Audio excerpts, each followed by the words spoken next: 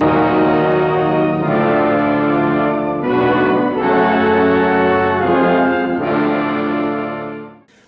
to Werezilla's Retrospective. I'm your host, Werezilla.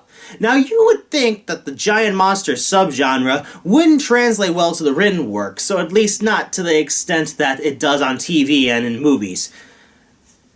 But people have written books about them anyway. How many of you remember the 1961 British giant monster movies Gorgo and Conga? How about the Danish monster movie Reptilicus from the same year? Now, none of these films are the best in their genre, to the point two of them appeared on Mystery Science Theater 3000, but they're at least watchable movies. Gorgo has a unique twist for a monster movie, Conga has Michael Gough's performance, and Reptilicus... well, it's the only giant monster movie made in Denmark. That's gotta count for something. Every monster has a country. That's Canada. Adaptation, they call it home. They were at least good enough to get comic book tie-ins by Charlton Comics, some issues of which were drawn by Steve Ditko of all people, as well as novel adaptations published by their Monarch Books divisions. I couldn't get my hands on the Conga book, admittedly, but I was able to find the Gorosaurus and Reptilicus ones, and boy are they an experience. I learned about all three of these movie adaptations during my last trip to G-Fest, where I learned they had two things that I don't normally associate with each other: giant monsters and gratuitous sex scenes. No, the monsters themselves are not the ones having the sex, oh thank God. But it is noteworthy because most of these movies are rather sexless, having no tacked-on love interest characters or rarely interesting characters to begin with, again with the exception of Michael Gough's character in Conga, and were fairly straightforward. I'm sure this was Monarch Books doing what most novel adapters do, try to make improvements when necessary. See Revenge of the Sith's novel for its improvements over the movie it's based on for a good example of this. However, there's another wrinkle.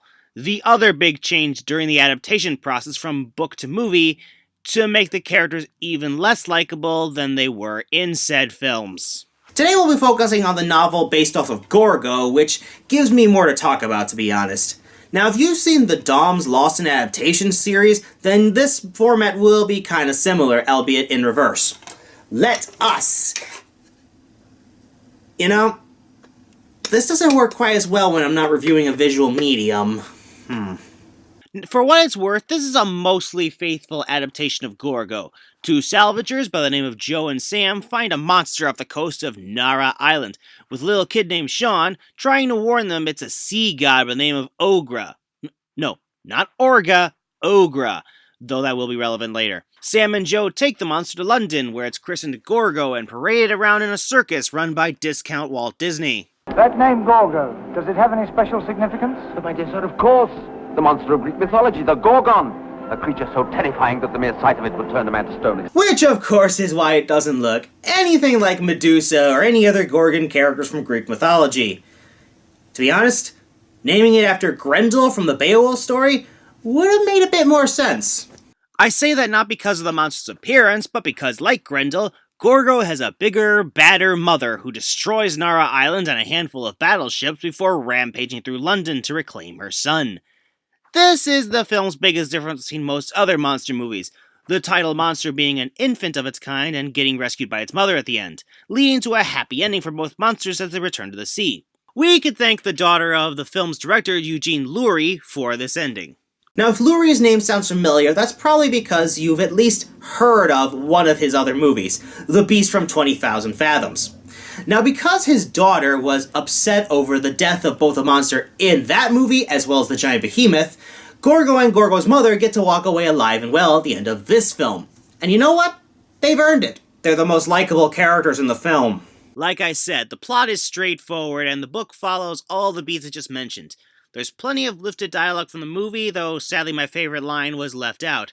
This nonchalant reaction to the possibility Joe and Sam's plan to capture Gorgo using a fishing net, yes really, might not work. If that doesn't work, we'll try something else. The book also adapts a few things that I didn't expect, like the odd editing choices and less than impressive effects of the movie. You may remember there was fog throughout various points in the movie to hide the bad green screen effects. Well, that fog is described as such in the book. There's a scene where Gorgo is described as barely moving, as almost as if he was just the full-size head, hands, and the rest of the body was covered by a tarp. Or how about how the scene where Gorgo gets captured is just as hard to follow as was in the movie? Hearing Gorgo's mother destroying a battleship over a static transmission, paralleling the badly dubbed stock footage used in the scene, the same stock footage that was used previously in the American dub of the original Rodan. It's all there and very odd. Incidentally, the book is narrated by Sam, the frankly bland are the two main characters, giving his thoughts along the way. Of course, Sam wasn't in every single scene in the movie, especially during Gorgo's mother's rampage. So I'm sure everyone is wondering how the book will respond to this question. How did you know about the parts you weren't there for? Well, I already explained the battleship segment. He overheard it on the military radio. But as for the attack on London, sadly, this is where the book fails in its premise. In the film, Gorgo's mother's rampage through London was a very lengthy sequence, taking up the last 20 minutes of the movie. That's a good chunk of solid destruction, so in the book, well, I'm sorry, but it doesn't compare.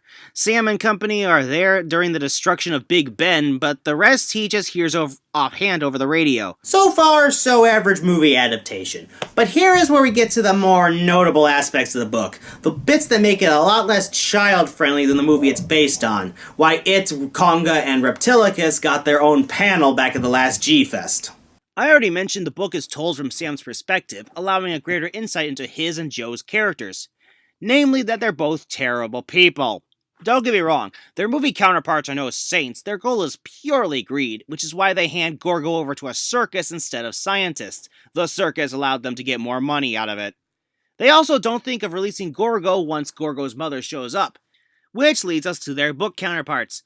Their greed is amped up to an unbelievable degree. I already mentioned their salvagers, specifically deep-sea divers, and they blackmail Nara's Island's harbor master, McCarran, into not revealing Gorgo's appearance until after they've captured him. But in the book, they are paranoid that everyone from McCarran, the guy in charge of the circus, to various scientists, are trying to swindle them out of money and take Gorgo for themselves. You want to know how unlikable Sam is? Well, here's his reaction to learning a previous girlfriend cheated on him. "Rick is out in the alley, Nita," I said quietly. "I hope he's dead, because he isn't going to be much good to you now." The color drained from her face. She lay there mute and rigid. "My God, Sam, what do you mean?" "I kicked him where he lives," he said casually, "and I hurt him bad where he should be hurting." So, Sam's a scumbag. But that's nothing compared to Joe. Here's his reaction when Gorgo kills someone at the circus. Joe thrived on it. He counted the money with Dorkin every night, gave me my split, and then disappeared into London somewhere. Wine, women, and song. I swear, these two are what you get when you take the human villain from the original Mothra movie and make him the protagonist. Or worse, Fred Wilson from the 1976 King Kong. Now what about the other big selling points of the book version of Gorgo? The sex scenes. Well, for that, we need to go back to the kid. Oh my god, that sounded awful. Let me explain. In the film, Sean is an orphan being watched over by McCartan. In the book, not only is he actually Sean's father, but he has a 20-something-year-old daughter. A buxom Irish lass by the name of Moira, who Sam lusts after. You think I'm kidding? I already told you Sam's the narrator of this book, and every single scene she's in, he's talking about her tits. Their relationship really only revolves around sex as a result. It is such a surreal experience. On the one hand, it's trying to use the same crass language that Joe usually talks in, but at the same time tries to sound erotic. Here is one of those scenes, or at least a portion of it. She lay there, naked on the sand, a study of voluptuous curves and gentle planes, and her moist lips gleamed. She touched my belt with her hand and released its clap, and then her hands were around my waist, clawing at my back, crushing me close. We struggled against one another, moving our bodies into the age-old position of duality and completeness, and her lips tasted of salt and tears, and I touched the taut nipples of her breasts, and she cried out in the night and dug her head into the sand. arcing her back into me. She screamed to reach outward with every fiber of her being, surrounding me, and then she twined her legs about me in one terrible-ass shudder of emotion, and the world whirled about us, and the sea pounded on the beach, and the skies opened, and we seemed to be in the middle of space somewhere, with absolutely nothing else in the universe but us, our two bodies, and the one love that held everything, universe, planet, and us together. We we lay there naked in the sand, staring up at the clear night and the stars twinkling there, and we touched each other without a word, and let our sated, glowing bodies drink in the nourishment of our remembered pleasure. You know, Literary Review has been doing Bad Sex and Fiction Awards for about 24 years, but if they had started when this came out in 1960, this definitely would have been a contender. Now remember that both protagonists are terrible people, not just one, as this leads to a love triangle? Kind of. Joe shows Moira a picture of Sam with his ex-girlfriend, saying she's his wife, and that Sam is just stringing Moira around. Which, yeah, he kind of is, since after their first sex scene, he immediately admits that he's a bad person and leaves her alone, naked on the beach. But either way, this ends with Moira having sex with Joe on the spot. Now, Joe claims that Moira is a grade A village bicycle instead of the wholesome girl Sam thinks she is, and is just using Sam so she and her father can steal Gorgo from the two to make themselves rich.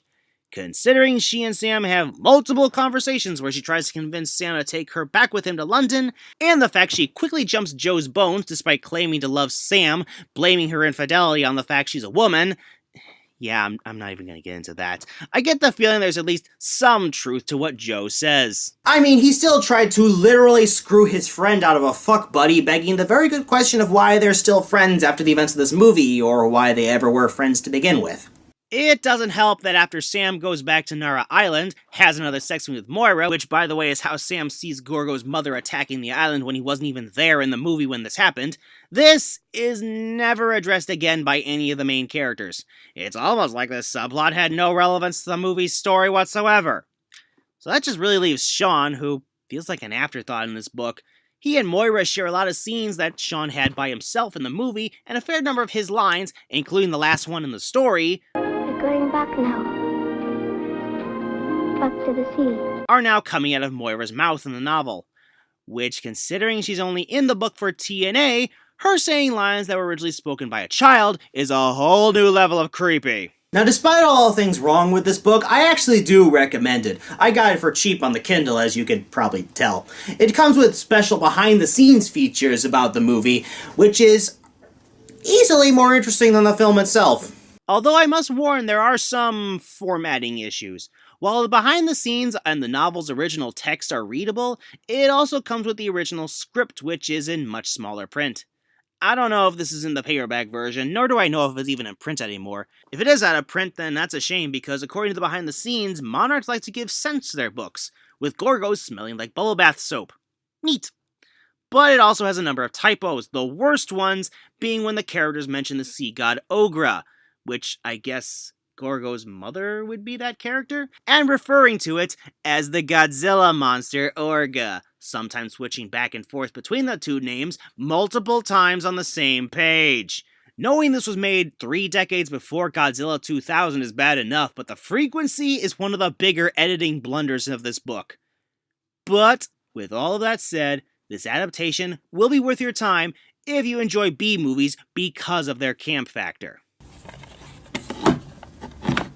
In fact, if you want this novel to be a future Let's Read, let me know in the comments section below. It's not going to be the next one, that one will still be a fanfiction, and it will have worse sex scenes than this one, especially if you're nostalgic towards a certain Nintendo video game. But that's a topic for another day. It's December, and that means it's Christmas time, and where there's Christmas, there are Christmas specials.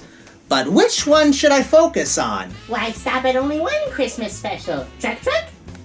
You know, I think you're onto something, partner. Every monster has a country. Yeah, a station they call their home. Guter, Gleben, Glauten, Kroben. What turned the musteer's guts to spaghetti? What do you recommend, Roger? Leonard. I'd highly recommend the 1961 monster movie Gorgo. It's sort of a British take on the Godzilla thing. Huh, what do you know? Leonard Maltin recommends Gorgo. That's random.